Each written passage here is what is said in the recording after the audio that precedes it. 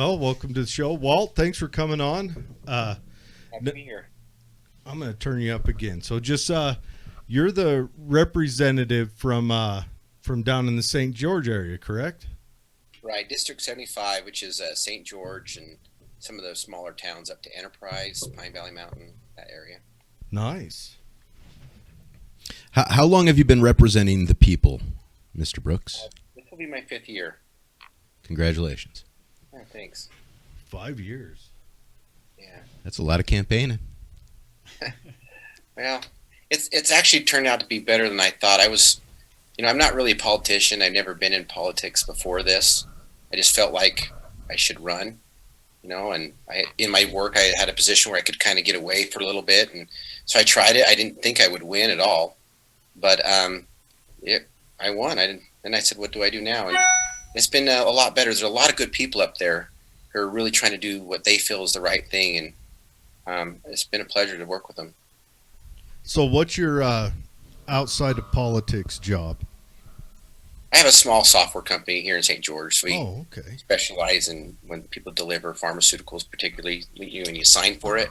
Uh-huh. We take care of that kind of back end. So it pushes that signature back to their system so they can meet all the requirements for insurance and HIPAA protections, that kind of stuff. Chain of custody kind of material. Yeah, exactly. Gotcha. Yep. Oh, very good. Now, have you always been into firearms?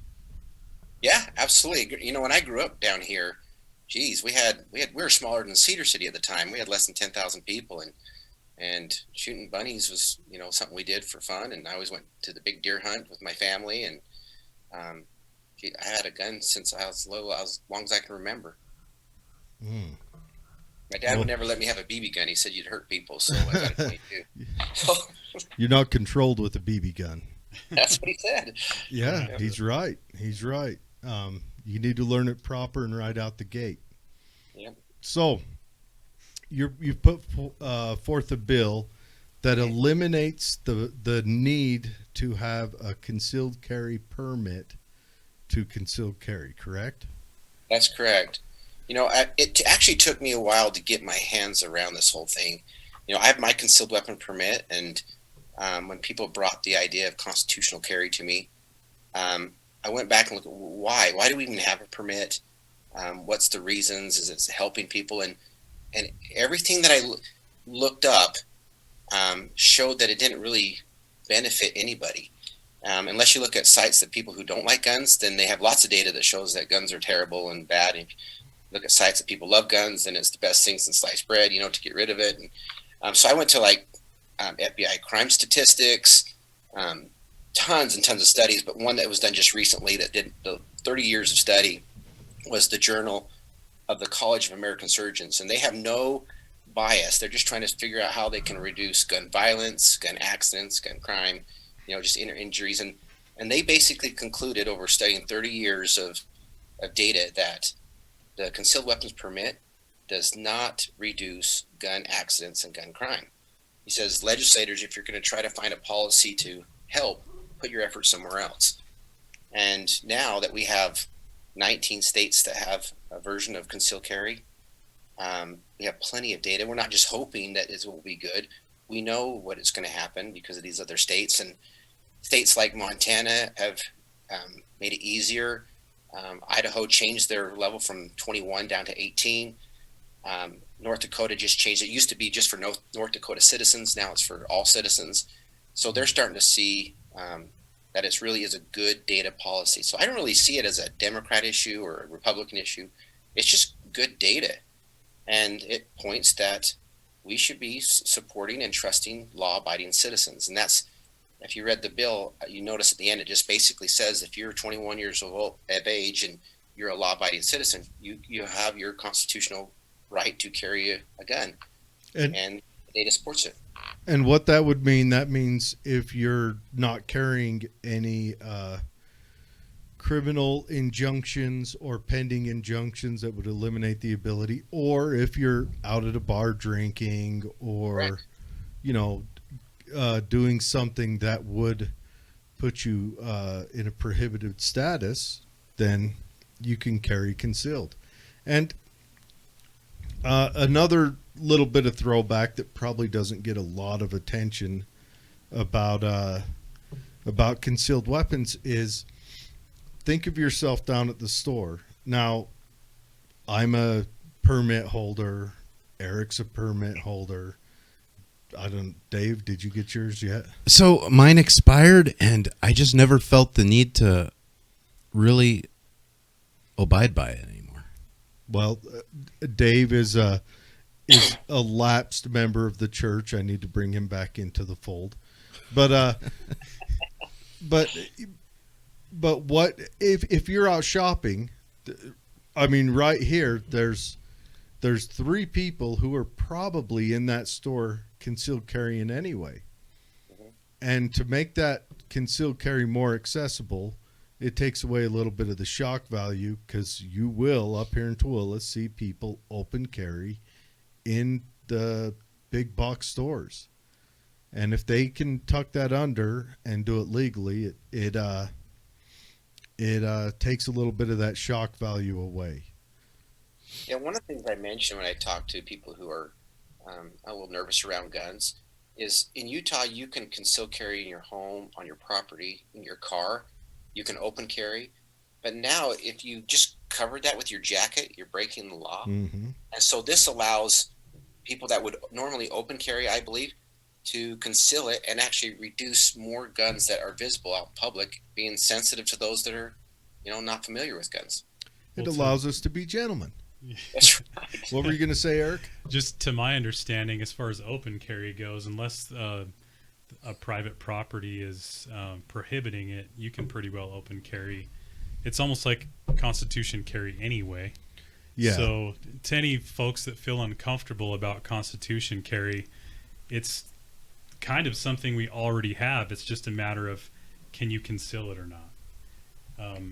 But what I was going to ask you, Walt, is, I know that this has been brought up in the legislature in the past before, and they've even passed, if I remember correctly, they've even passed this. And then when it hit the governor's desk, he vetoed it. That's right. What are the challenges that you see ahead in trying to get this bill passed, and what kind of support do you have from other legislators right now? I see very limited challenges or obstructions in the way, mostly because the governor has expressed to me that he will sign it. In fact, several times he supports it. He's from a small town. He knows guns that are not deadly if you're not deadly, and that's really what the FBI crime statistics show. It's not the gun, it's who's holding the gun. And we already have tons of laws on the books to try to restrict people who are prohibited or are violent in nature or intoxicated or on drugs or have domestic violence issues, that they are not able to carry. And I don't know, I've never seen this magazine before. I'm going to show it to you. It's called Shooters Illustrated. Have you seen this before? Have not. I didn't either. I was looking for what's in the middle of it, but there's Cox is in here, and he says how he supports NRA rights and constitutional carry. So he's out publicizing it, and I know that his people have talked to Deseret News and said that he supports constitutional carry, and so I've talked to him, and because of that, the Senate, who typically doesn't want to waste time because we have such a limited, we only have 45 days. They don't want a controversial bill come through they know there's not going to pass. It's kind of wasting time. And so they usually won't hear it, but it passed both the House and Senate, like you said, Erik, right? In 2013, and Herbert vetoed it. And I think since then he's kind of stuck to, what he knows, and he didn't want Utah to be known as the Wild Wild West. But really, since that time, about 2010, 2012, more and more states have joined, and we have now 19 states. And I went and talked to our Democrat friends over there, and who are typically against constitutional carry, and I showed them that Montana has it, New Mexico has it, Washington State have it, all Democrat states, and the 3 safest states in the nation are Maine, Vermont, New Hampshire, and they all have permitless carry. And they were shocked. They're like, "How can that be?" And one of the representatives says, "Well, they're really rural. That's why." I'm like, "Well, guess they have cities too." Mm-hmm. And I think it goes to show this is really not just hey, if you're a Trump lover or you're not. It's really about is it a good policy or not? And it shows that it does not increase gun violence. If anything, it's shown to help, because you've seen those statistics probably before, that a law-abiding citizen with a gun has stopped more violent crime than guns in the hands of the wrong people. Yeah, the statistics that never get any any publication or anything else. They're just kept hidden. So, of course, the people who are watching, I would like you guys, if you have any arguments against this, or you want to pose any questions to Walt, throw them on there. We're going to continue to talk to him for a few more minutes, and we would like you, especially if you're against it, if you dislike the proposed bill, if you have an argument against it.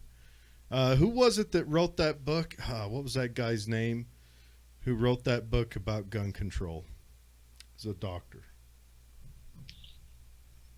It's an old book too. It's written Like a clinical doctor, or a doctor in philosophy, or basket weaving. Now you're digging deep. Like I'm going to know all that. I want to provide a little pushback. Right. So like I said, I did have my concealed carry permit, but it expired.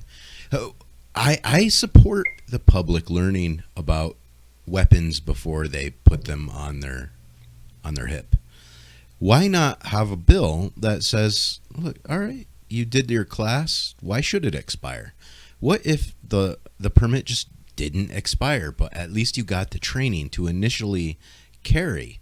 And I think that's a great compromise between the Democrat side and the Republican argument. Has that even been brought up? I mean, So just to have a lifetime permit, an Arizona driver's license model. I could give unless Walt wants to, kind of one of the concerns that I think that a lot of gun owners would have with that is, who decides what the training entails.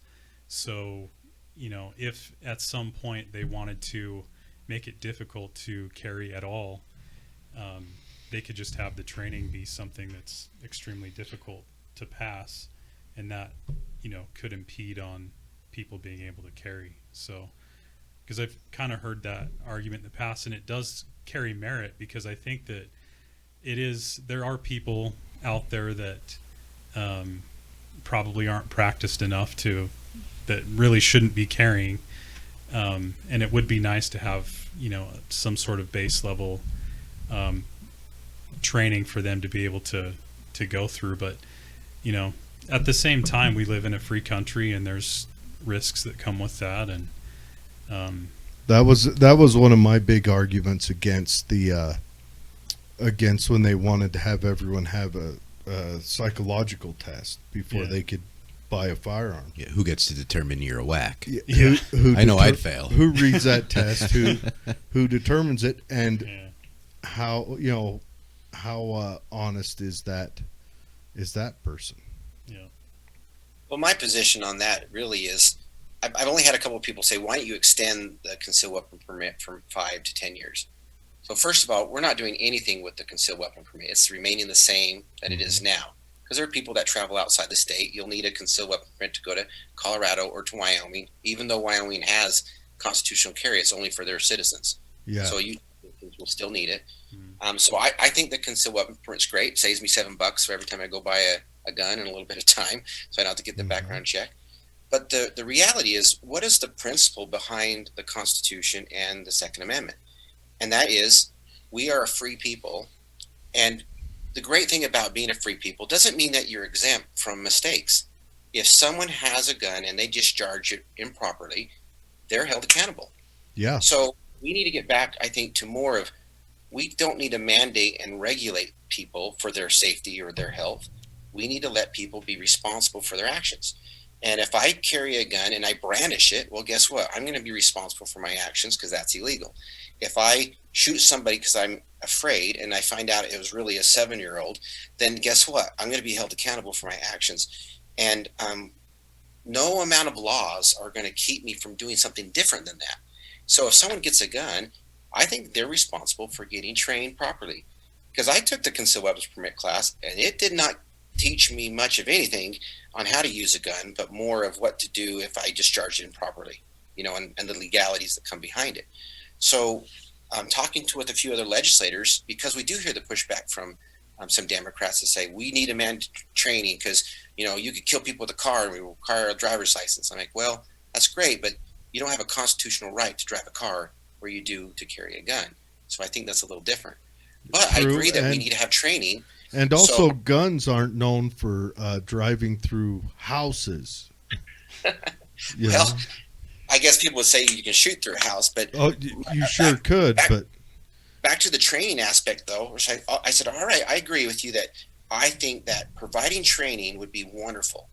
So why don't we provide gun safety training in the high schools? Oh my gosh, I love this guy. There it is. Okay, So Dave, we're working with a couple school districts, and zip up your zipper, Dave.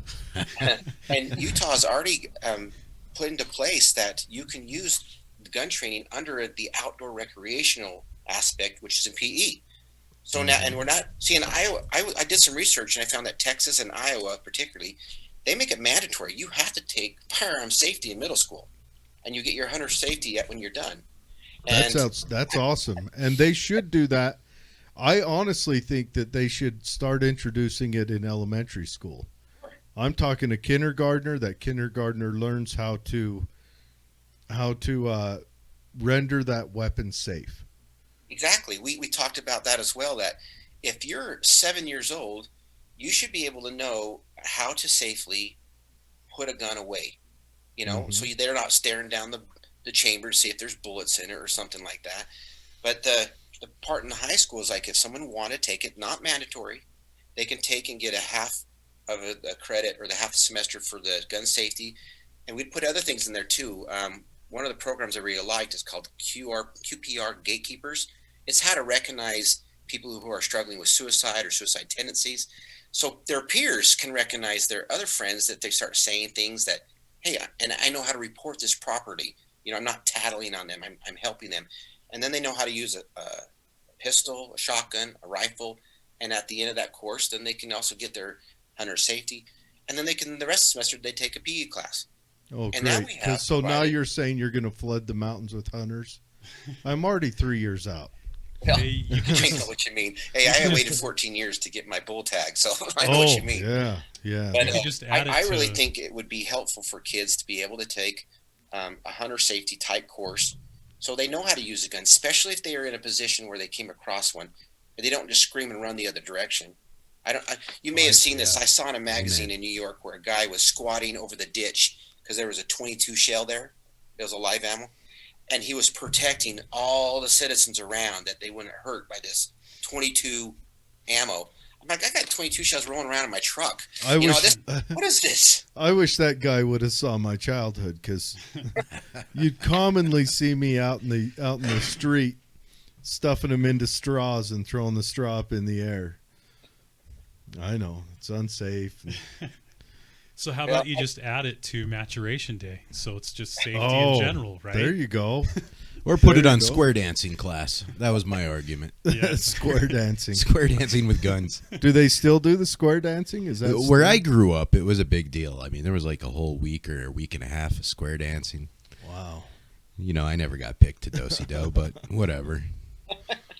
Wow. Yeah. I really think this gun bill gets it out. It's got great, a lot of support in the House, in the Senate. Governor says he's going to sign it. We still have the regular pushbacks, people that are for a safer Utah or all these things. But I like to say, where's the data that shows it's not safe? And there's not any. There's data that shows it is safe. And then when they have an argument about we need training, well, I agree. I love people that have training. If anybody's been to Front Sight, that's one of my favorite places. I couldn't believe how. I mean, I'd had guns my whole life, and I went down there last year, and I became a better aim with my handgun because of what I learned there. So I think training is fantastic. So let's find a way we can provide training. And they didn't like the idea of providing training. I'm like, well, do you want training or not? Well, that's again, they want the roadblocks to this action. They don't want the action. So they're gonna they're gonna trim the hedges, but make it into a nice poodle out front. But they're not gonna actually chop the hedge down. Well, I was actually really impressed with most of the Democrats because I went out and met with them and told them what I'm doing. I showed them the data, and one of them, he's a great guy. He says, I can't vote for this. And I says, I don't really expect you to. He says, yeah, my constituency, so the people of Salt Lake City, where he lives, they don't want him to vote, and that's who he represents. I says, that's fine, but I wanted to present you with the data that shows this is not just some hillbilly down in St. George that's going out and, shooting the lid off of his beer can or whatever. This is a well thought out, with data supporting it, that this is a good, safe policy measure to actually get us back to where we're supposed to be with less government, less mandates, and more personal responsibility. Well, that's the thing. When I read through the write-up the Tribune did on this bill, that you're putting forward, I read through it. The Tribune, I'm going to be honest, they were fair. They had their consternations with it, but they weren't over the top. But then I went to the comments, and it was just a whole bunch. I mean, tears were flowing, knees were weak. Oh, we've got so much death and murder. Why do you want to bring more of it? Well, I say handguns are like beets. You either love them or you hate them. If you go to someone who hates beets, you say, no, they are good for you. They got antioxidants. They're full of vitamins and minerals. Then they're like, so? They're gross. I don't like them. Yeah. And that's really what they do with handguns. It doesn't matter how much data you show that they're good. They're like, I don't like them. They're scary. Well, if any of them end up watching this, it's ignorance. If you look at the list of murders across the nation, and then calculate for how many of those are committed by someone who's properly registered concealed carry, there's almost non-existent. Well, they have shown that people who, like for right now, who have a concealed weapons permit have less accidental discharges than police officers do. Yeah. And that's a pretty good measurement. And some of the data they use is kind of not really honest data. For example, they say that Alaska is the worst place to live for gun violence. You have a higher rate per 100,000 people. And I said, okay, well, where's the better ones? Alaska doesn't even have 100,000 people. How can they measure that? Doesn't count. Well, I looked at it and it said that Nevada. That's what I'm saying. Do you have to evaluate the numbers for numbers? How do you do this? Hunting accidents. What does Alaska have? 30, 40 people living in the whole state? Maybe. Well, that was the thing, is they had 38 accidents, and LA had like 2,800. Yeah. I think it was LA County. And I'm like, are you kidding? Does any reasonable person think that they're going to be shot going to Alaska versus LA? So, or New York or Chicago. So it's interesting to try to find good, honest data. And I think we did that with the FBI crime statistics and like the American of the College Journals for Surgeons. You like that music I got in the background? I dig it. It goes well with the theme. I notice your eyelids are getting heavy. So I was really interested in how much data is out there and how they can manipulate it to be in their side. Like you said, you read in the Tribune, they'll cry tears over it, and they're sincere about it. But also, if you go outside of Salt Lake and you go out to Richfield or Kanab or St. George, where people have used guns their whole life, they're like, what? It's like a hammer and a screwdriver. Yeah, it's just another tool. Mm-hmm. And yes, accidents with them happen. It's terrible, but it's not the scourge that everyone has in their minds. It's like, okay, my childhood, the television has conditioned me to think that I am going to fall into quicksand at least twice a year. I've never seen quicksand. But the TV and the media has conditioned me to be scared of quicksand. Never seen it. I'm sure it exists, unless they just made that shit up. But but I will have some pushback. I did have a friend when I was in high school who his gun was his shotgun was leaning in the corner, and it was duck hunting season, and he had not cleared the chamber, and his dog did knock the gun down, and the gun went off. That's the accident I am familiar with. But that was his fault. He didn't clear the chamber. So if he had education in high school, maybe. He had education. Well, it must have been an old gun too, because almost all Yeah. the new ones have a. Again, it was when I was in high school. Right. Oh yeah, It so was- that was like forever. It was one of those guns that go down and then they balloon out at the end. You know, the old It's got the open muzzle. bundle bus. You know, you go out there. And I have a friend who Power shot one of his friends on accident because, he got into his dad's room and he saw the gun and he wanted to show it off to the friend because he got excited and he didn't know. He didn't know. So therefore, someone has to die. But at least he had square dancing lessons, okay? So when he died, he got to go to heaven and do-si-do. Something that my dad always did for me, and I always thought it was way over the top, but I never got a squirt gun. Like a little water pistol, ever.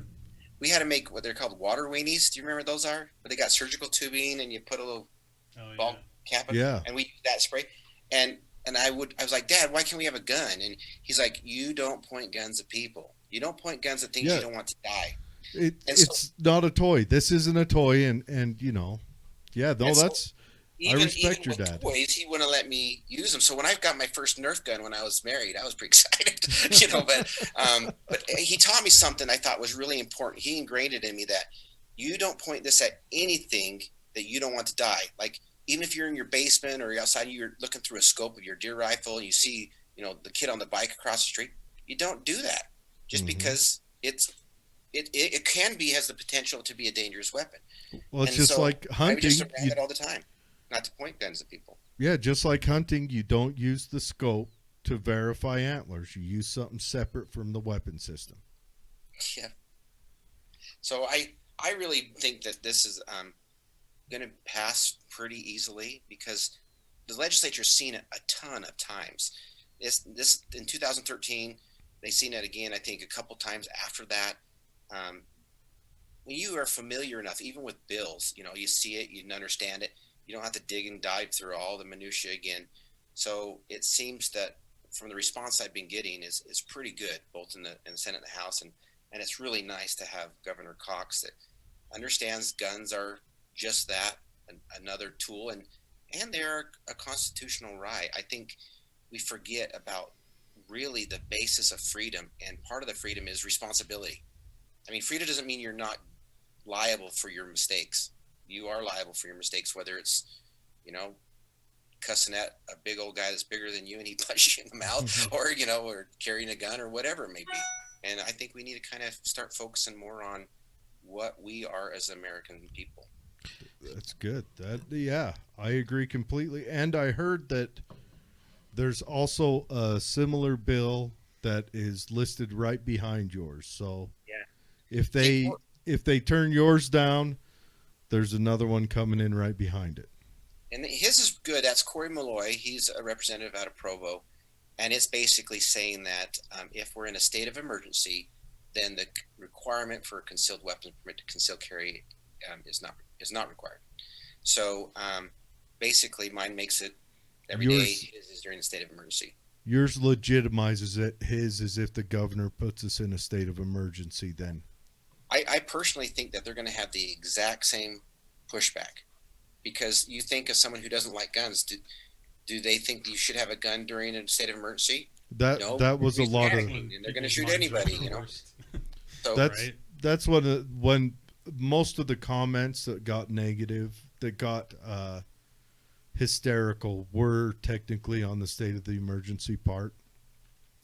I would like to see Utah move to say, yeah, I know this is going to be, we're amongst friends, so I can say it. I'd like to see Utah put a bill in that says Utah's going to hold its own standards for the Second Amendment, and we're not going to let the federal government intervene or adjust them. yeah, they call that a Second Amendment sanctuary state. Yeah. Well, I say let's just call it. It's the 10th Amendment, asshole. It's only 10 down. Let's live with it and live within it. You know, Oh, it is. We have our sovereignty as a state, definitely, and I think we get to. In fact, the Supreme Court has ruled on that states get to control what type of gun control or not. I heard the Supreme Court just ruled they didn't allow guns back into New York City, but in New York City you can now have tasers and expandable batons as a civilian. Oh, lucky them. Well, let me ask you this. When it comes to reaching out to other representatives, have you reached out to the Tooele representatives on this regard? I did after talking. Was it you, Jeff? Is that right? I talked to one of you guys about possibly Probably Doug Dave. Sagers was concerned about it, and I know Doug. He's a great guy.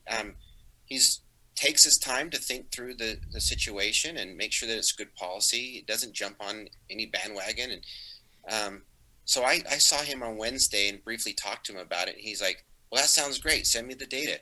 And I'm in that process of getting him all that. I think when he looks through it and sees that there's a good policy, I think he'll support it. Good. And I think that's what it is. Oftentimes, as legislators, people come because they've had lots of time to prepare and get familiar, and then you get blindsided, and they're like, "Do you support it or not?" And they're like, "Well, let me read through it. Let me see what it really says, and see what the counterpoints are." And Doug's a well thought out, reasonable man, and I think when he sees that, he'll make the choice that I've concluded to. But we'll see. Do you know where Merrill Nelson is on it? I haven't had a chance to talk to Merrill yet. So I got to talk to him, and he basically told me the same thing. He said, "Let me read the data. Let me read the bill. Mm-hmm. A lot of times there's a lot of minutia in the bill, and I just want to read through it before I support it." But he says he's generally a gun supporting representative. So I will say this to our audience. Look, this is great legislation. This is legislation that provides us the right to carry our weapons and not be harassed about it, whether we have a permit or not. It is providing us freedom, but along with that, of course, the responsibility to piggyback on that freedoms. So contact Doug Sagers, contact Merrill Nelson. Nelson. There are representatives for the state, and they get a vote on this. And Tooele County is a pretty strong Second Amendment county. I'm proud to live here because of that. That is one of the highlighted reasons that I'm a proud citizen of this county. And these representatives, when they hear from you, that will influence their vote. I'm 100% positive that these representatives want to represent you, not just themselves. And they will probably vote for this legislation if we push them hard enough. And I would say, be respectful to them because both Merrill and Doug, they are, like I said, they're decent, good people. Mm-hmm. And if you just say, "Hey, this is important to me, and I think it's a good policy," I encourage you to support it. You get far better traction than someone threatening and telling, because we have a lot of people that yell and scream at us for really no reason, and it just basically dismisses your voice. Because what else are we supposed to do with it? Mm-hmm. But when you talk to them like a reasonable person, it means a lot. Like when my constituents say, "Hey, I want you to make sure you do X, Y, and Z. It really means a lot to me because of this." I'm like, "Well, oh, great, thanks." And I kind of keep track of that because that's who I represent. But I think we need to often remember that they're guys just like us, or gals, and if we treat them with respect, we can usually get that back and usually get more traction with it than not. Yeah, and you can just go up to them and just, you don't even have to go up and say, "Hey, I want you to do this." You can introduce, "Hey, have you heard about this bill? What have you heard about it?" "Well, I looked into it, and this is what I saw," and be friendly. Make a conversation with them about it. Yeah, and you can tell them if they have questions, he can contact me, and I'll definitely be contacting both of them. And like I said, I sat very close to Merrill Nelson, and we had a lot of conversation. That guy is detail oriented. I'll tell you what, he does his homework, and I really liked sitting by him, and because he would ask questions that I had never even thought of. Being an attorney and getting into some pretty hairy things, I think he knows to check under the sheets because you never know what's underneath there, and that's what he does. And again, similar to Doug, kind of pragmatic, making sure that they get all the data before they jump on whatever decision they're going to make. So I respect that from them. Yeah. And we have time before this will be out in the legislature. So, out of curiosity, you typically get 2 to 3 priority bills, right? We have 4. That's 4. They changed it so basically you don't get much else passed because everybody has 4 bills. There's not much room time for anything else. Yeah. So what are you're right. just real quick? What are the other bills that you're putting forward? So my next one, it looks really good too. It's removing the tax off of Social Security. We're one of only 13 states that does that. That charges income tax on Social Security that you already paid income tax on when you made it. So we're looking at reducing that. We're taking it in steps so we can get rid of that. Hold on. You want to reduce taxes? I know. Can you imagine? He's already started with making sure the government doesn't get the concealed carry permit money, right?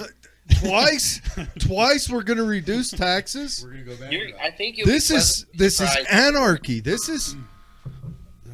The reason why Utah is probably, in fact, they're not probably, they are. We're the number 1 state in the nation to come out of this COVID thing because of the conservative nature of how we do budgets and taxes and everything else. And the state didn't get involved in every intricate part of your life. They didn't come in and shut people down ridiculously. I know that Salt Lake County and Salt Lake City talked about it a little bit, but they got no support, and so that kind of fell apart. So we survived. And we're not, there's not like blood flowing in the streets and people walking around with bird masks on and pushing wheelbarrows full of dead bodies. We're fine. Yeah. Yes, there has been COVID tragedies. There has been COVID everywhere. But overall, do you want to come out of this with with an economy that can support the people that live, or do we want to say, hey, let's see what a pandemic caused Great Depression would look like? One thing that Utah did that other states did not do was do the difficult things last year. So last year we cut the budget basically from every department except education 2.5%. That's a big cut. And because of that, it put us in a position now where we weren't in the hole and we can move forward. And there's some monies there because, one, a lot of people got some COVID money from the federals and they went and spent it.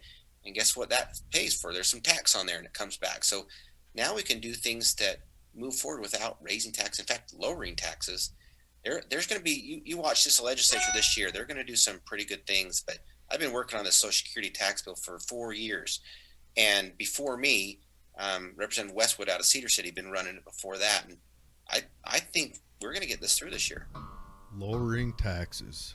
That's huge. That's really huge. Definitely sends a signal. Yeah. Well, yeah, you can thank your representatives out there too. Both Sagers and Nelson were big supporters of this. So that's what I was going to ask. If they're on board with that, I like them a lot more. Yeah, I've not seen any resistance to this type of movement. Anytime we're reducing taxes or being smart with our money, I've been really impressed the way that Utah handles things. You've probably heard these rainy day funds and working rainy day funds, and they're there so when we project, we're projecting what we're going to make by taxes, what people will spend, what the economy is going to do. But if it doesn't meet projections, how are we going to cover that? And how are we going to make sure schools continue to get more money? And that Amendment G that passed was actually a fantastic thing. I come from a family of educators. I'm actually the only one that's not an educator in my family. I have 8 brothers and sisters. And that bill is going to make sure that education has increased every single year, even in down years. So now school districts can plan ahead. Wow, can you imagine, instead of trying to worry what's going to happen next year if you're going to get any money or not? So this has really been smart policies for taxes and how we run our state. That's fantastic. All right. I really like that. I think that's a good push and a drive for responsible statehood. I do worry federally after this year. I think there's going to be a couple of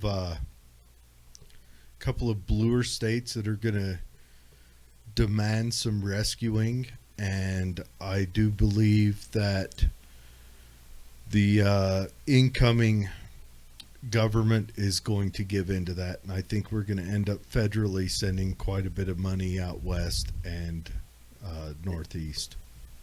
Sounds like a good time to buy Bitcoin. Yeah, I just think that federally they're just going to be dispersing that money around, and so it's going to be the states, that were responsible with not just with their money but with their response. They're going to be bailing out the states that were less responsible and showed Yeah, and the reason that's so scary is because we're already in the hole. So how do you bail out stuff when you're in the hole? And I wish the federal government would do what Utah does, and that is we have a constitutional mandate that we have to balance our budget. We cannot spend more money than we have.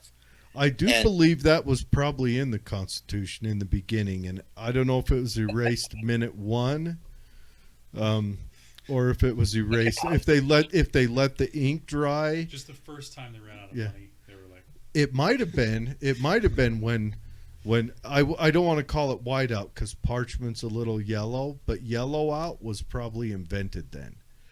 Because I mean, as soon as they wrote it down, Patrick Henry and Hamilton came diving over the bleachers to hurry up and erase that part because But who would have thought, hey, living within your means was a good idea?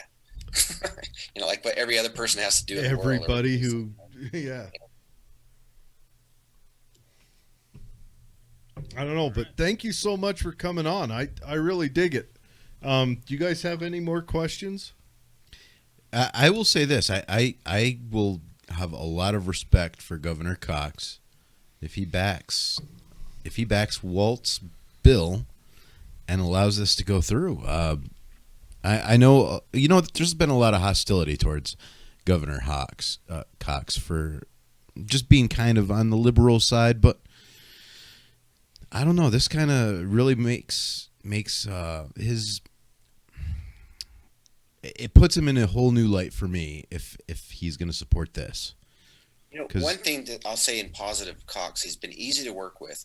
And remember when he was the lieutenant, his boss is Governor Herbert, and he has to do what his boss tells him. He doesn't have the liberty to go out on his own because that's not the role of the lieutenant governor. The lieutenant governor is to help the governor accomplish his purposes. Mm-hmm. And so no matter what had the actions in the past, I'm kind of giving a clean slate because now we'll see what he stands for and where he goes. And this first shot out of the gate with the support in this gives me a lot of confidence in who he is too. So I agree. We need to give him a shot, see what he does, and I have nothing to judge him on. Herbert. From the minute Herbert stepped in, he kind of felt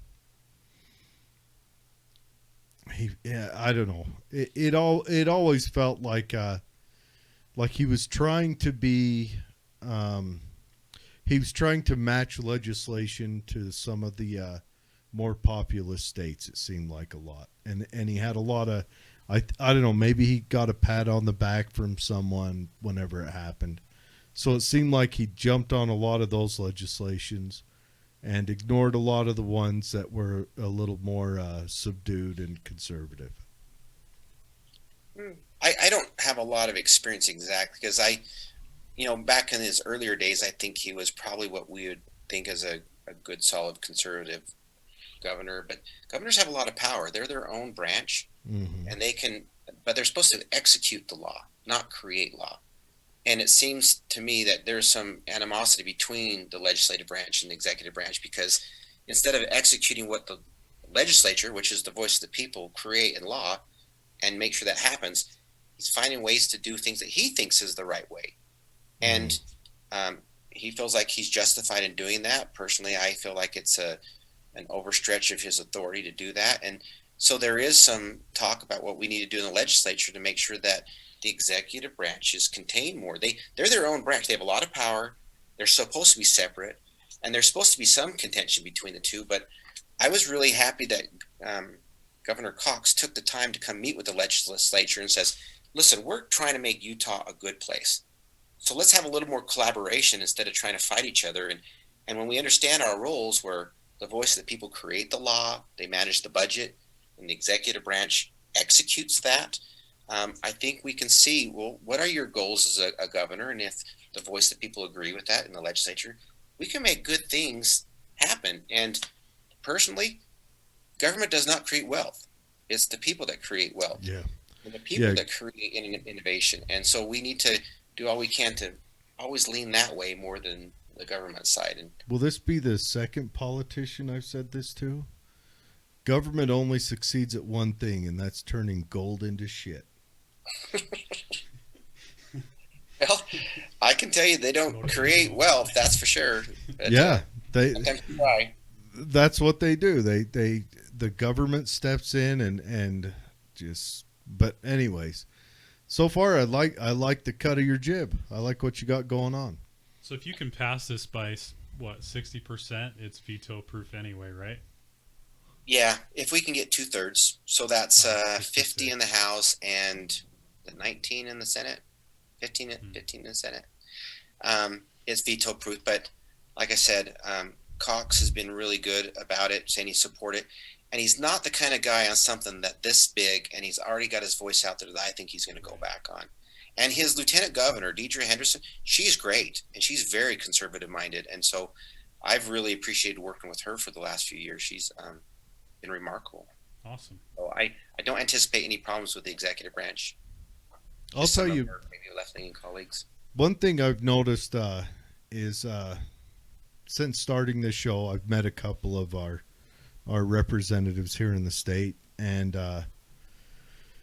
I've been paying attention to more of them. And I, compared to what you see the television push on you all the time, I like the moral character it seems like state representatives tend to have.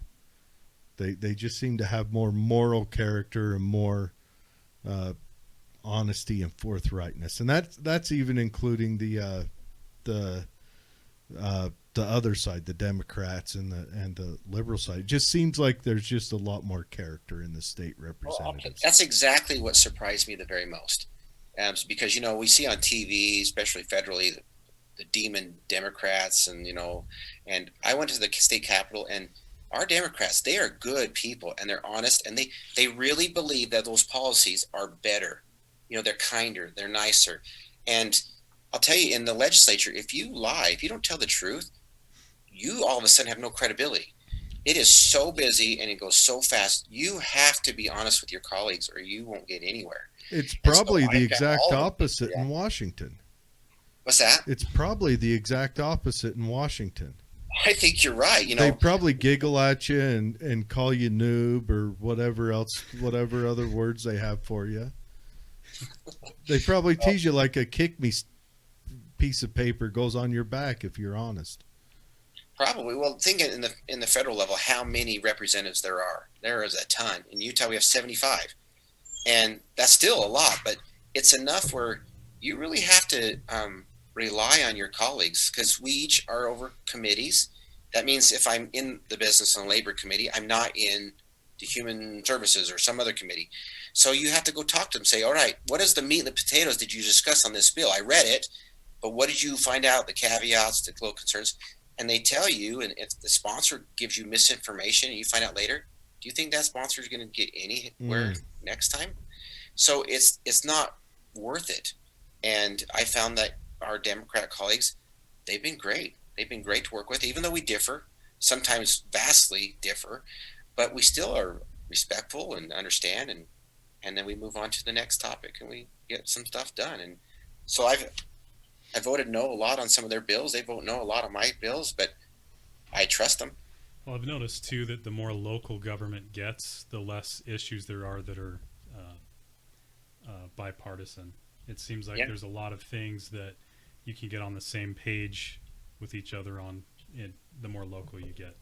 It's because it's on the ground. You're not trying to spread a law between here and Mississippi and then saying this law, it matches everyone, Well, I think it kind of shows, we can see the opposite on Facebook, right? You get in these silos where you're only hearing one side of the story, and then pretty soon the other side, you can't even comprehend why they're so dumb and why would they even say these things, and they're terrible and horrible people, and then they think the same of us. But remember when you used to talk to your neighbors like face to face and you disagree, you're like, oh, okay, well, I see your point here, I see your point here, and it was much more tolerable. We were much more understanding.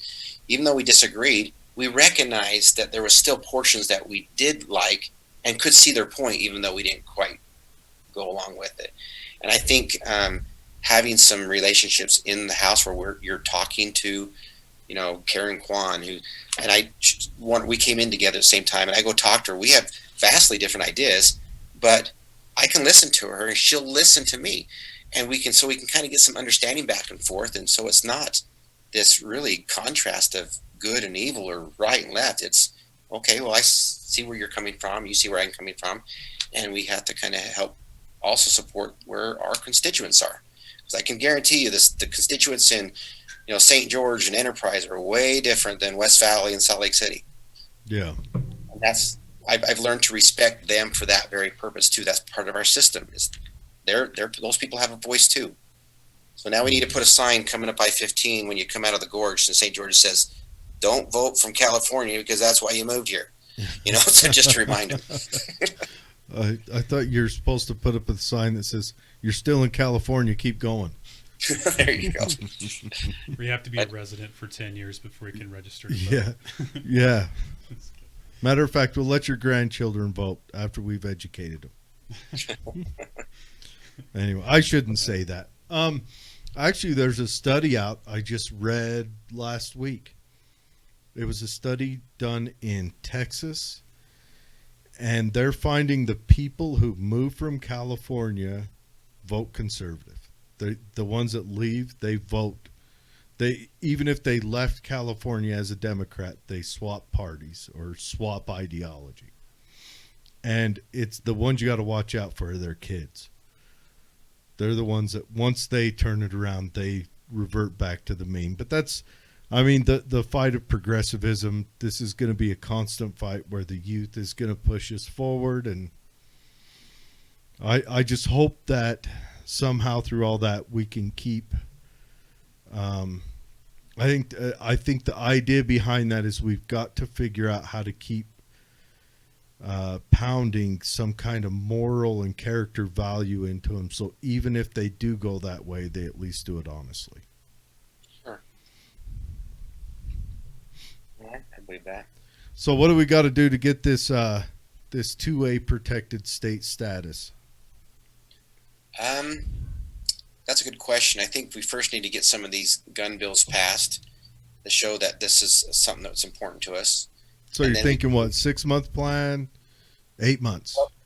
Well, I think that after we get this through this session, and then we can see take a point and say, where are we at, and what do we need to do next to go forward. And it's always nice to have a little bit of time to be able to say, see, this worked. Yeah. That's why I was teasing with the 6-month plan. Yeah. I'm okay with a 7. Yeah. We'll give you 9 months if we must. But right. To birth this thing. Yeah. No hurry. No rush. But no, keep moving forward and I think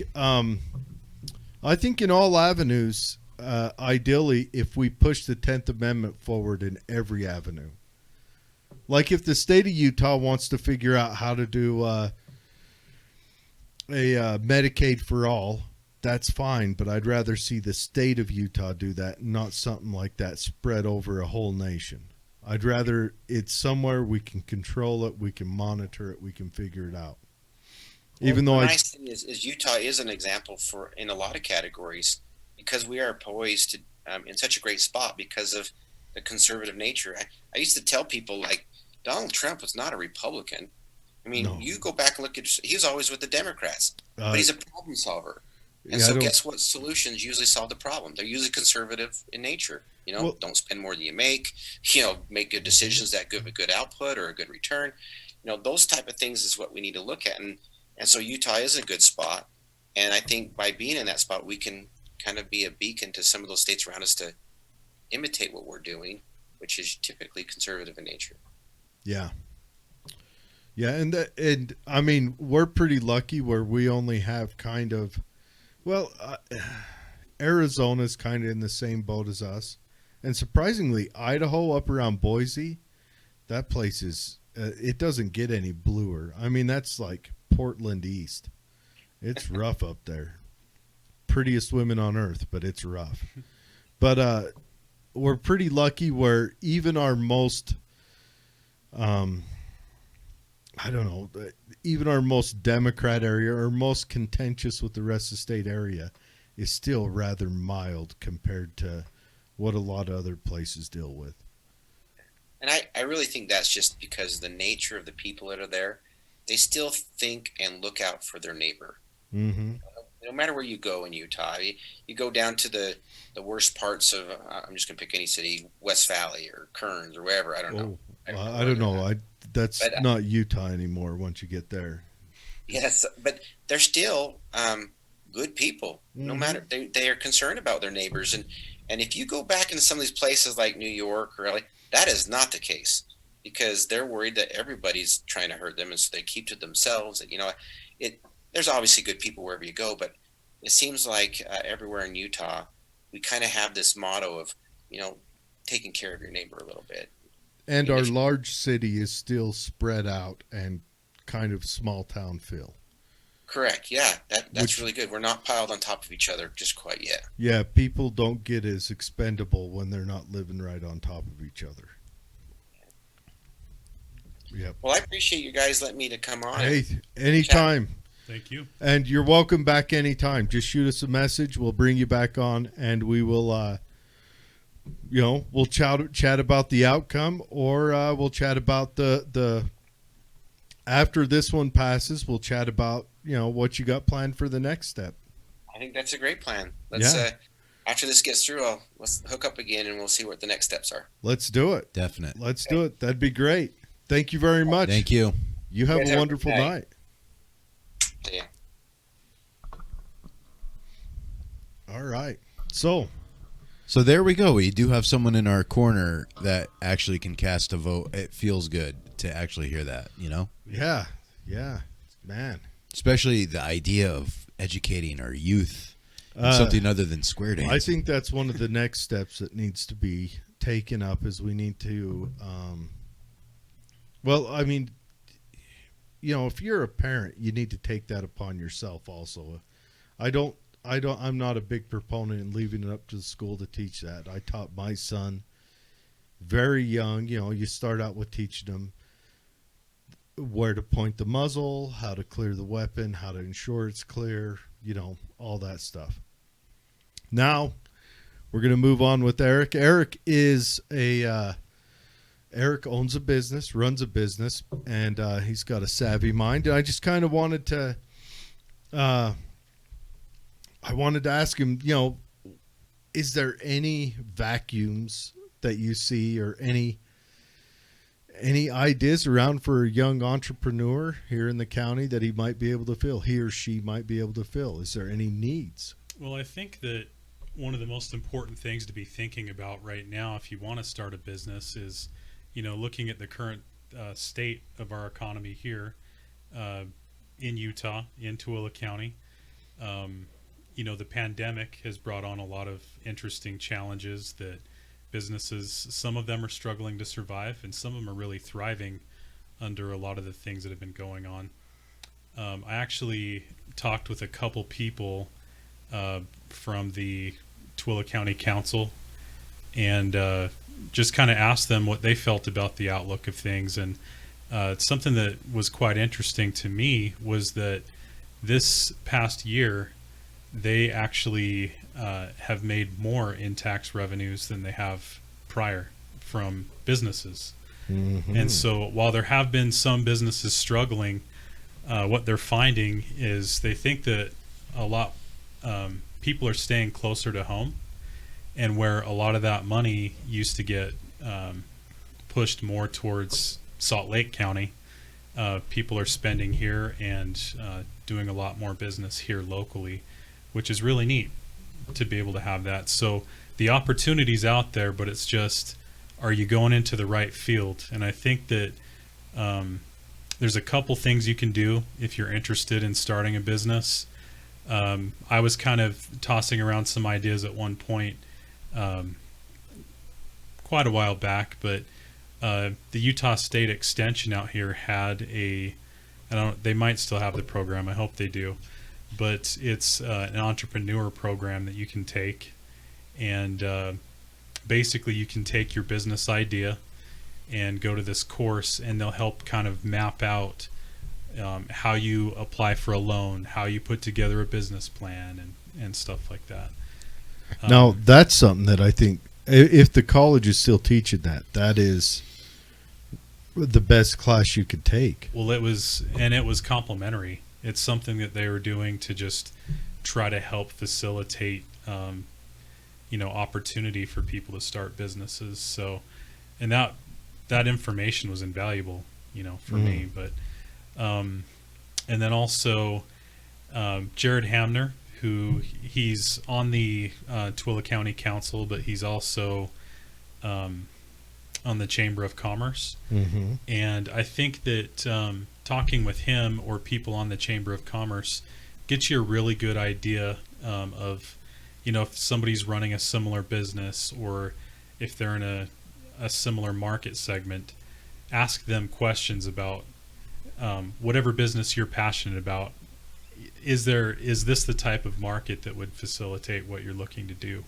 So, and then the other thing is just with the way things are going with the pandemic, depending on the type of business you have, there could be a lot more opportunity this year. But there's been a lot of changes in the market. Higher end restaurants have suffered, Mm-hmm. and but a lot of the fast food type restaurants or people that were able to convert to takeout really quick, they've been pretty successful. So you just have to look at the market that you're interested in and don't just jump into it, but do your research, do your homework to make sure that it's a wise decision because it's not cheap to start a business. So I will say it breaks my heart every time I drive by McDonald's, man. You see those lines? Everybody's in those lines. And it's McRib season. Oh, yeah, that's bad for you people. That's bad.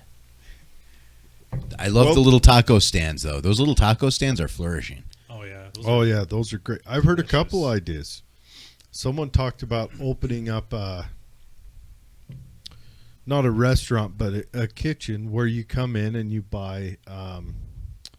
It's like a travel lunch for guys going to work, or if you're taking it home. But it'd be, I don't know, maybe an idea built around that, where kind of a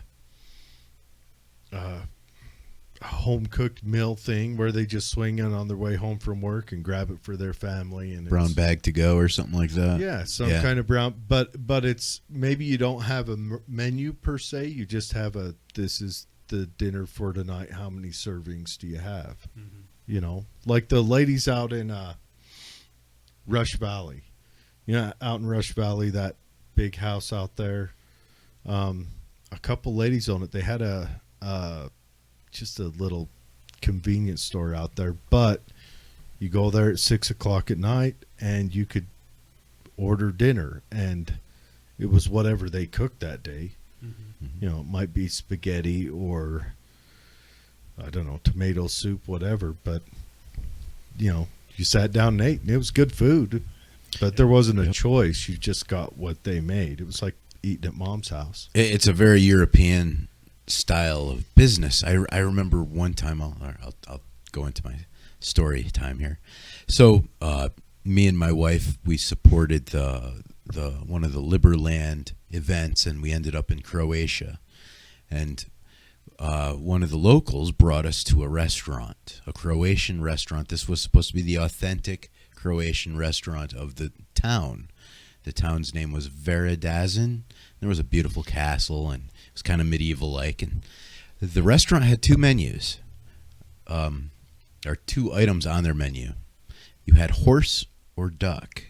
And then the duck came with the red wine, and the horse came with the white wine. And my wife wanted to order the duck, of course, because the horse, was baby horse nonetheless. So that kind of freaked her out, right? So let's be honest. There's really only one choice. How was the horse? But she wanted the wine that came with the horse. So how was the horse?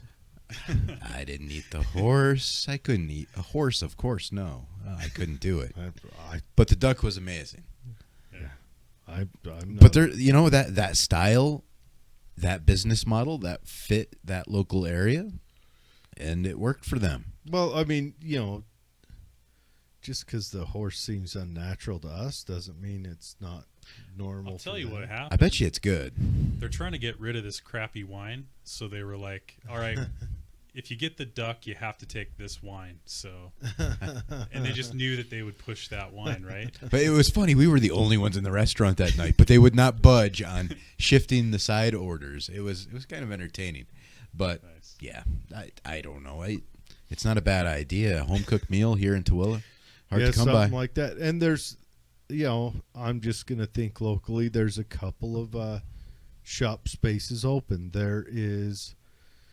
On 4th and Main, there's that old transmission shop that's open. If you wanted to open a business, you needed a garage. That's open right now. Or if you wanted to make a kitchen in a garage. I don't know. And then up and down the buildings along Main Street in the older district, there's quite a few shops open up in there. And then also up at the Tooele Valley Wellness and Community Center. It will be changing its name soon. And if you get a hold of me, just send me a message. I can get you in contact with them. But they rent out space in the old retirement home up there. And so you rent out a room where you can open up a little shop in there, even if it's just a kicking off point for a larger business. So the model of growing old and retiring didn't work out too well, huh? They got they all did what happens.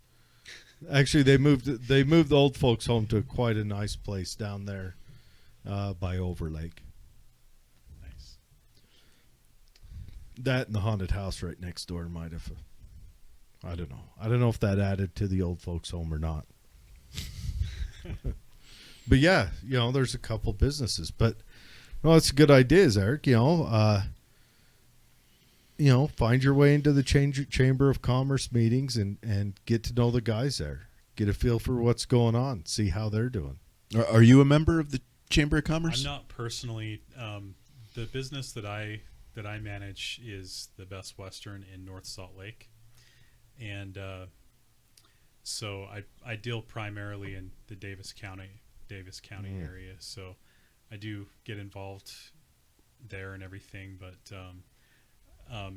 getting involved locally, how I do with politics and stuff like that, I've had the joy of getting to know people both in government and in business out here as well. But it hasn't made sense for me to pony up the money and join it yet, but Yeah. And I thought the same thing too when I was doing the chocolate business. It's just I don't know. I couldn't find. I don't think I could find the value in it for my business. So, but I was interested. I think here, if you're going to start your business locally, I do think it's worth it, because a lot of times, especially when you're in a startup, you've already got a lot of things working against you, because most businesses just don't work out, right? Mm-hmm. But if you get connected with the right people that can give you the resources that you need and referrals and things like that, depending on what business you have, and then you're going to get all the resources that with how the county works with the Chamber of Commerce as well. There's some other counties are not quite as connected between the chamber and the county, but the chamber has a really significant job out here to try to help those businesses thrive. And so I think it is well worth the money to be able to jump in and do that, if only just to get referrals and to work with other people. And I think that's a really positive thing. I've got several friends that are members of it and have just had nothing but great things to say about it. So it's definitely a good idea. And right now, the big push is we need to be local. We need to do our best to shop local. I understand that sometimes the item you need to get is going to have to be gotten through Amazon or at Walmart or one of those others. I understand that, but if you can possibly get whatever item by a locally owned shop, get it there. Look at when you go to buy clothes, look at the different boutiques and different locally owned stuff. When you go to buy you can get soaps there, you can get certain stuff. Try to gather it locally, try to support that, and I think that's the way we keep our communities thriving and strong. Yeah. Well, also just looking at so there's a lot of different projections depending on what industry you're looking at, but of how this rebound is going to be after we get all of the vaccinations out and everything else. But most people that I've talked to feel that as soon as the vaccine is pretty prevalent and people are starting to see the numbers drop on the infections and everything for COVID, then I think there's going to be a lot more consumer confidence. And that's the wave that you want to ride. You want to see, if you're thinking about, okay, what type of business should I start? Well, the businesses that are successful right now, they're surviving because they were the type of business that was poised, or they adapted as needed to be able to survive during this pandemic. But there's a lot of businesses that didn't survive. And there's a lot of changes that are still going to happen in the market. And I think it's important to keep an eye on that and think about those opportunities and just think about, hey, what could I do to jump in and to start a business as this rebound happens and consumer confidence builds. That's the tricky thing. If you're thinking about what kind of business could I start, yeah. Well, and it's different, for everyone, because we all come from different walks of life, and there's certain types of businesses that I should never even look at starting just based on my experience. But there's other things that I would be able to do, a lot better than others. So I think the biggest thing in business is, what's your passion, and do you have the knowledge to facilitate, or the passion to actually bring that to life? And that's why initially I recommend looking at those resources, because if you have a vision of what you'd like to do and you want to see if it's going to be successful, you need to be talking to people. You need to be figuring out, is this feasible, and is this something that is worth investing my money and time into? And then you just got to be prepared to not be extremely profitable for the first few years, depending what the business is. But that's the typical, is that you don't, while you're trying to survive and grow your business, it's usually not just you don't just become a millionaire overnight.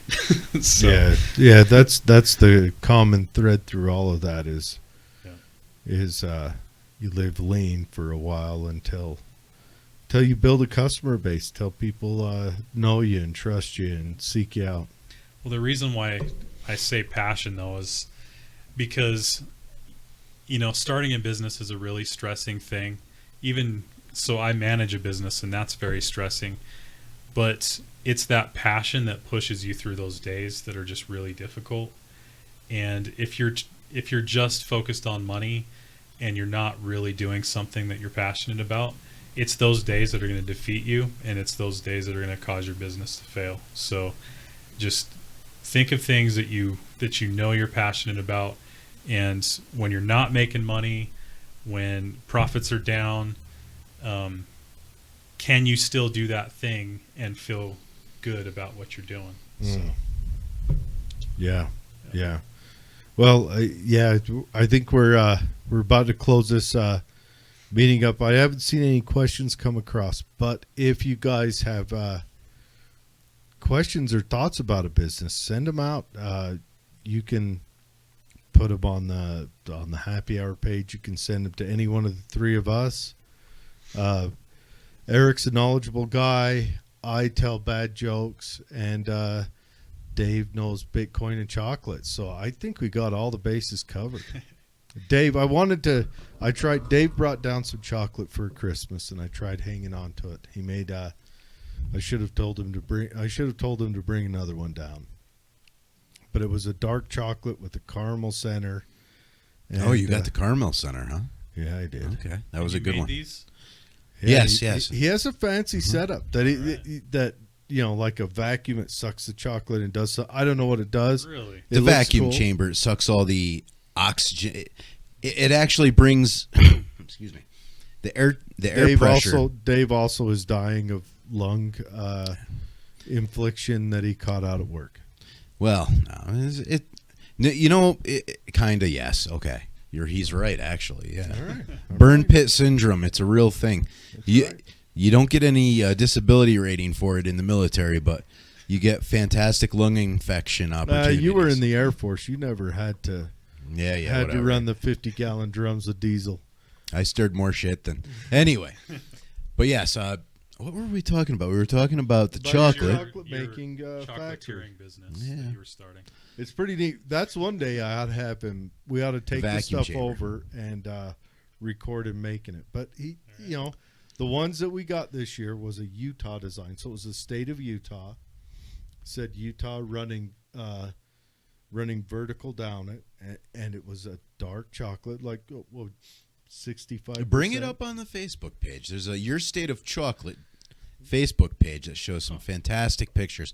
But what I can do is I take people's business cards or little love messages, and I can turn it into a master mold and create a silicone food grade mold out of it, right? And there you go. You got your own business card made out of chocolate, or your little love message, or if you're getting married, some people like to do like a chocolate buffet for their weddings. I've done it all. I've even had. Oh yeah, okay. So I've even taken the Quran and made it out of chocolate. We called it the Qurandi bar. Now I haven't had any like death threats over it, but I don't know how you can get mad over chocolate. So, Did you get any orders? oh God, yes, that was actually it was a pound of chocolate. Yeah. So, and I'd love to like eventually like expand into do like a lot of religious chocolates, like the Bible, the Book of Mormon, things like that, like things you can sell on Easter Sunday. So it's like Or you Ramadan actually or are whatnot. Feasting on the words of Christ, then, right? Right? Yeah. You guys know that scripture. Everyone's hungry. Oh, and yes, even the Chobama bar. I mean, we can make figurines out of chocolate. You made that one? That's a tough one to make. I won't lie. Something like that. That's a $50 sale right there. It takes me at least 3 to 4 hours to make something like that. Wow. But the one But I it's got, a passion. The one I got was this one right here. Mm-hmm. Kind of had the angled edges. It was a dark chocolate with the caramel in it. The caramel was a smooth, soft caramel, so it was it wasn't like a hard caramel like you get with those little caramel chocolate covered chunks. Right. But yeah, it was good stuff. So he does some chocolatiering. And so it's called Your State of Chocolate. And its little symbol looks like it's It's a tyrannical cacao bean right there. a tyrannical cacao bean. But yeah, I like it. That's and really cool. chocolate business cards, that's a good idea until they go to call you later on and it's in their stomach. Yeah, well, Does you it know, also come with a paper business card? Just it can. Yeah, sure. I okay. mean, So But they'll remember it because the chocolate was yes, so they'll delicious. they'll be remember like, oh, you I need for to sure. go to the website. you know, it's a love of passion. It does, you know, it basically was just something I used to kind of pass the time and vent, kind of like a therapy almost. Yeah, You know, everyone's got to have one of those hobbies, and you know, I believe it or not, I'm not really a huge fan of just taking my guns out to the range and shooting them off in fits of anger, yeah, or me to neither. vent. But making chocolate's a little different. It's kind of an interesting way to degas, I guess. You know what I mean? I guess I podcast for relief now. That seems to be what I do. But anyway, so your state of chocolate, that's a takeaway. Ended up, I wasn't drinking a chain breaker. I grabbed one of the meads for my brother. Outstanding. Dave probably got a chain breaker. I enjoyed it. Yes. Your brother does a good job. He does a very good job. Erik brought some great information. You know, let's if you're thinking about starting a business and you want to start your own rat race, check in with the Chamber of Commerce. Just join up or even just get to know some of the guys, see if it's worth joining up. That guy that owns Another Man's Treasure, Tyson, I believe his name is. You can go down and chat with him. He's a cool guy. We'll have him on the show sometime over the next couple of months, I think. And if you have any questions or any thoughts, send us a message. I'm a hype man, so even if it's a bad idea, you'll get a hell yeah out of me. Erik and Dave are probably the better guys to answer that, but I promise with my hell yeah, I'll also, CC them in on the message, and then they can say, whoa, hold on, buddy. No, you don't want to do that here, whatever it is. But thanks for coming in, Erik. Thank you. I appreciate you guys. Yeah. Now, before you leave, you're going to do the same thing again as you did last year with the politics, kind of breaking down the different candidates and everything else. Yeah, so to me, it's almost even more important on years like this because the municipal elections are the ones that hardly ever get any attention. They get ignored. Yep. So people do tend to pay attention on the presidential cycles and things like that. The person who matters the least in our life, and everyone falls head over heels over what's going on there. And that's what they talk about too, and that's why Facebook gets pretty nuts. Just people arguing back and forth about politics, and that's what turns everyone off on politics. But it's funny because the arguments that people have with politics is usually about things we have almost no control over. I mean, and it's about things that are perceptions, not anything concrete. And I like what you did. Things that we don't really know.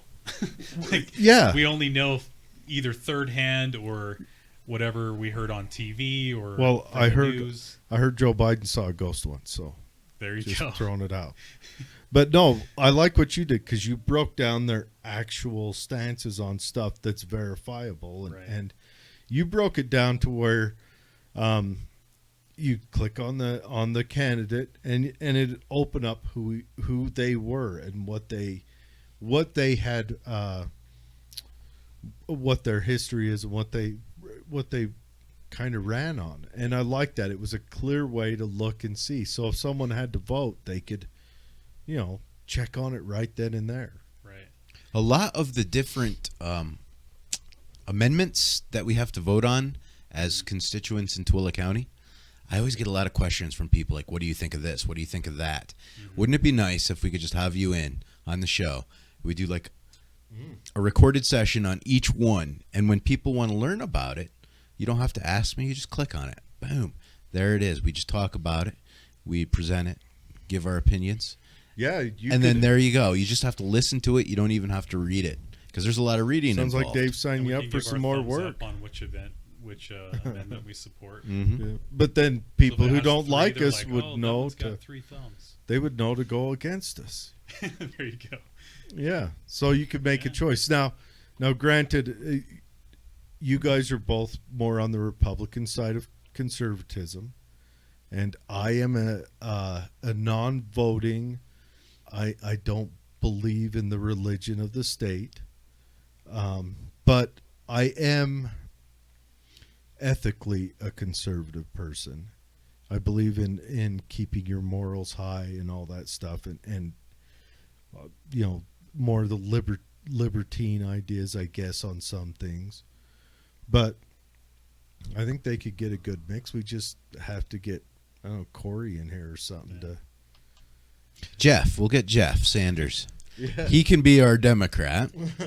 You can be our anarchist, Yeah. and we can give you like a libertarian conservative I don't side. even know why you'd want anarchists in there. We make up, point. But I know some good folks from all the parties. If you guys Yeah. want me to bring anybody in, yeah, It wouldn't be a bad idea we'd to love do to something get their like that smell. for next time around. to see what they say. Definitely, we've got Stormy's coming in later on this month. Ksenia's coming in again. We're going to chat about.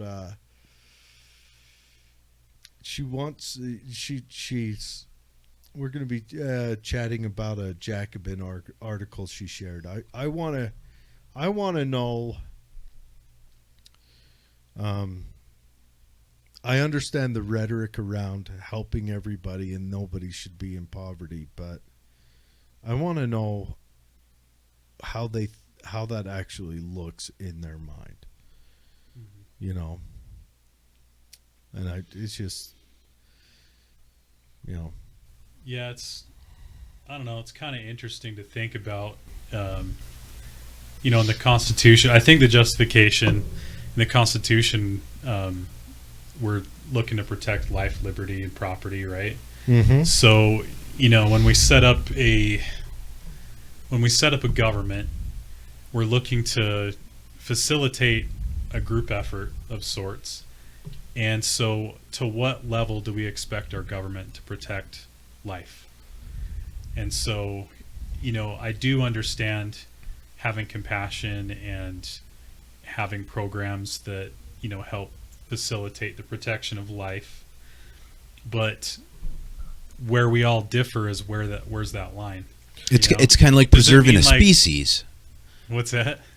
So there was this, like, I don't know, kind of like a childhood kind of mother hen. What do you call those things?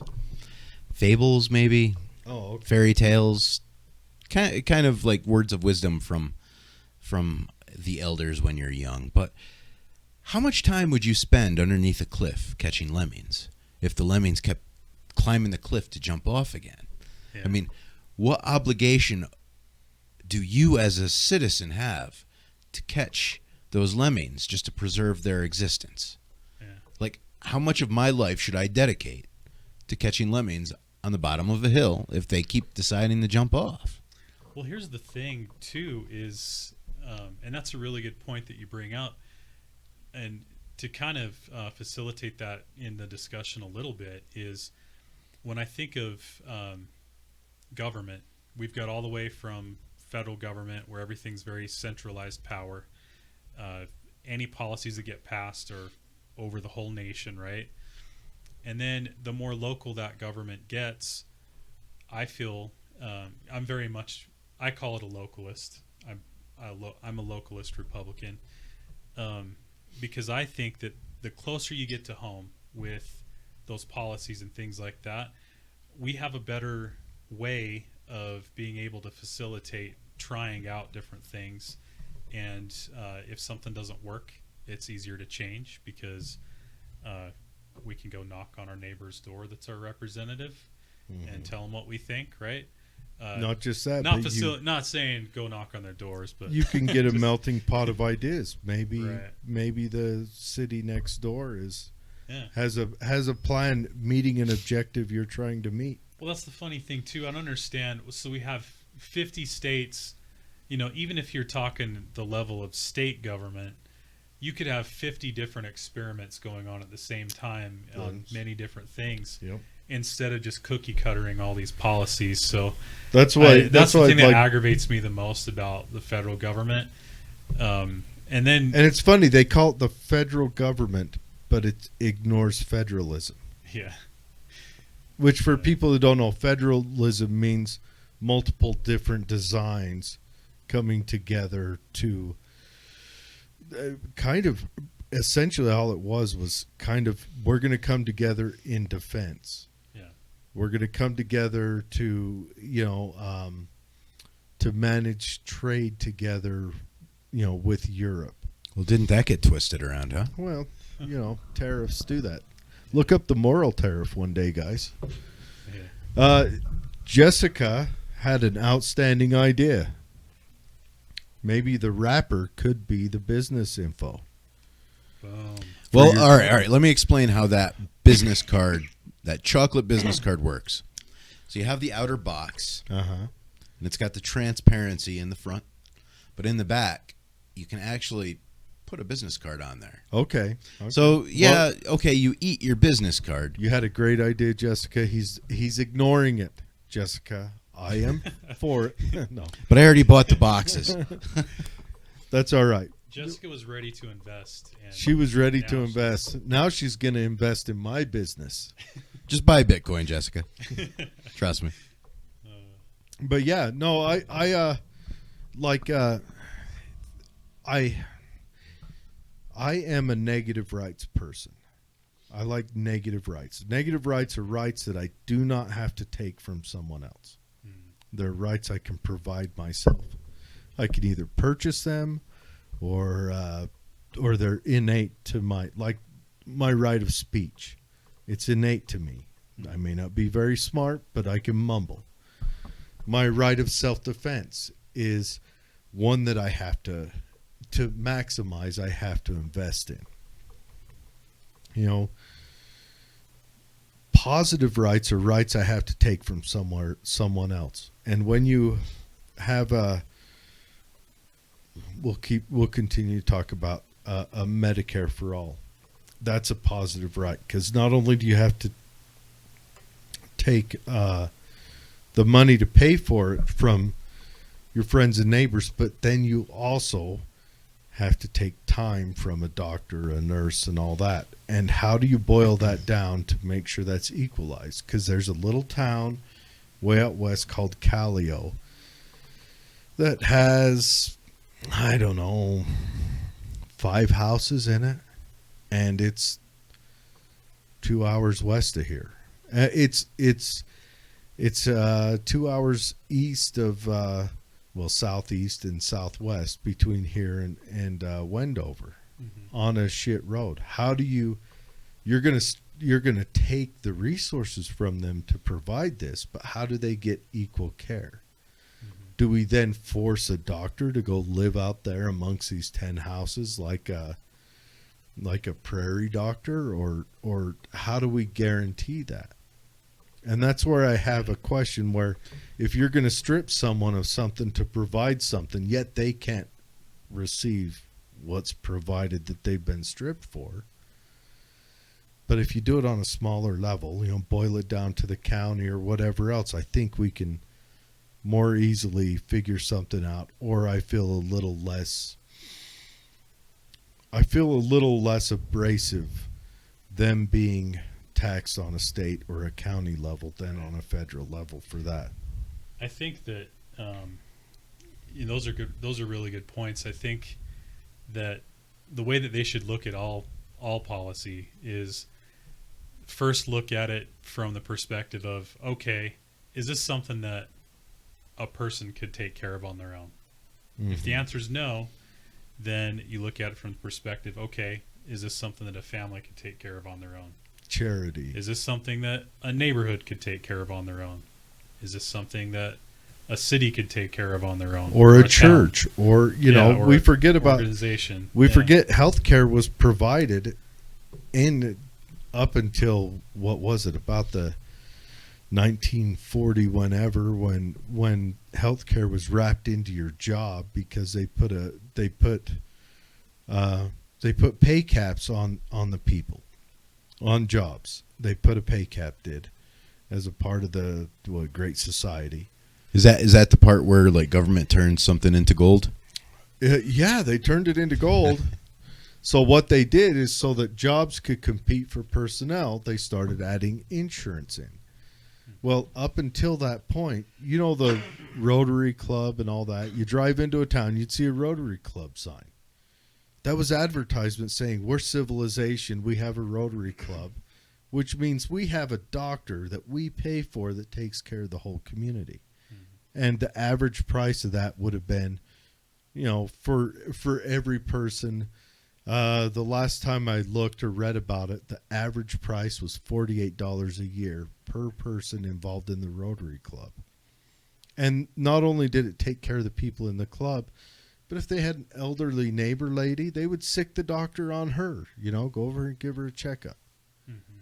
You know, and the doctor was just kind of on call for the Rotary Club. And if they sicked the doctor on a person, the doctor went and took care of it for the club. But now that it's wrapped up into work, now it's gotten more extensive. So it took a business model that was affordable and workable, wrapped it into an insurance program. Then the government saw how profitable that was, and then they got their dick beaters in it. And now it's convoluted, and we wonder why we can't get decent medical care at an affordable price. Yeah. I feel like everything now is top down. They're like, in Washington, D.C., they're not talking about how can these things be resolved locally. It's all, hey, I need to get votes, so all I have to do is figure out what people find to be an inconvenience or what type of, you know, potential suffering is going on. Well, it's the failure. I will use democracy. that to pass this law and continue to. You can offer $2,000 checks too. Benjamin Franklin, yeah, but then deliver 600.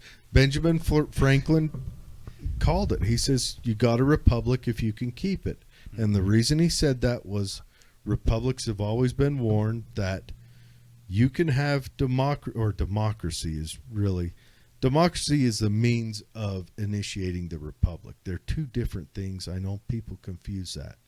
A republic and a democracy exist in the same world, but they're two different things. Democracy is how you activate your republic, whether it's activating through elections or activating through what you want it to do. And we're technically like a democratic republic. We're a republic that's democratically maneuvered in certain areas. If they let us. With the green. I mean, let's face it. Yeah. Uh-oh. We just lost a little bit of meeting time there. Anyways. Didn't pay our bills. I can just do... Anyway, so just to keep talking while we're in the black. I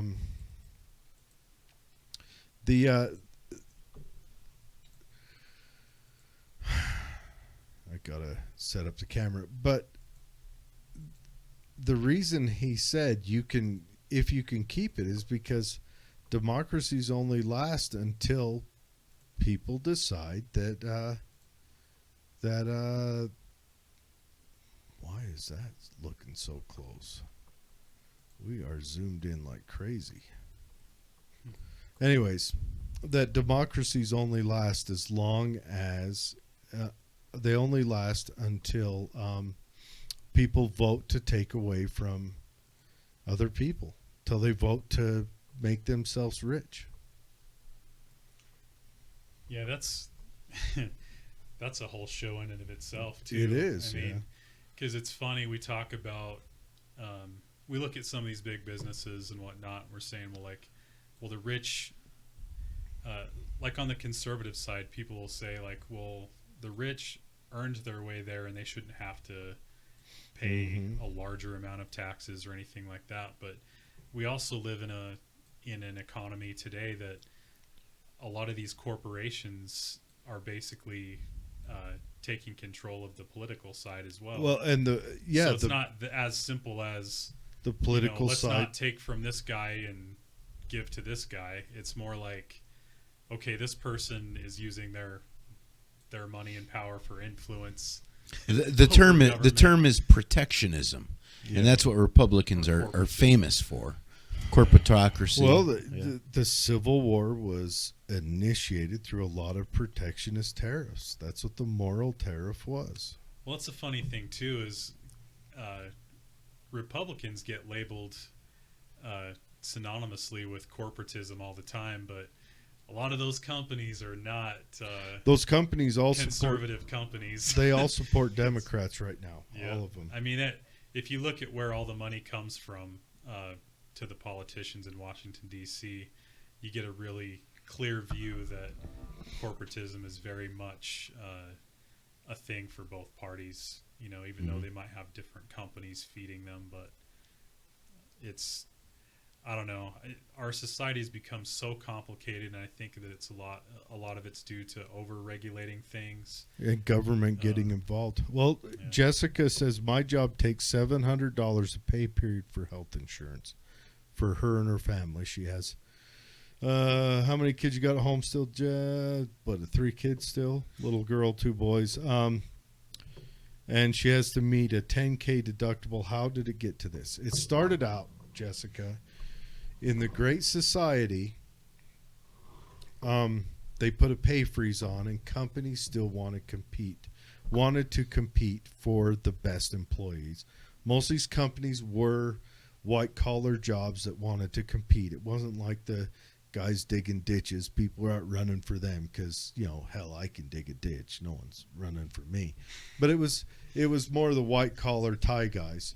So what they did is they're like, we can't give you a pay raise, but we will cover your health. We will cover doctor bills. We will buy you a car, things like that. Well, as they started covering these doctor bills, that became a popular thing. A lot of people would look for that and wanted that to be competed for.